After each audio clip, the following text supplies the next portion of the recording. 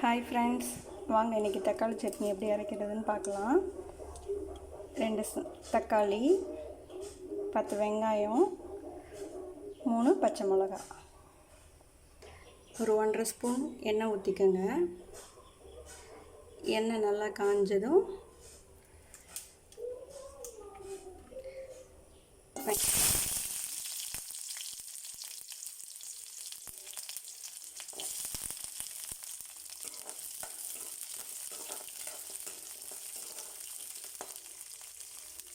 வெங்காயம் ஒரு 2 நிமிஷம் வதங்கட்டும். இப்போ வெங்காயம் நல்லா நேரமாக வந்துடுச்சு.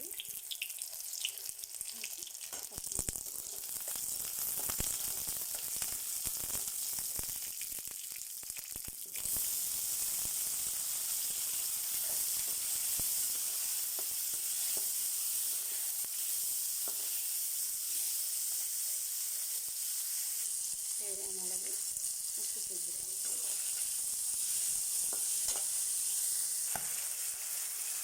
அதுக்கடுத்து கருவேப்பிலை ஆட் பண்ணிக்கோங்க.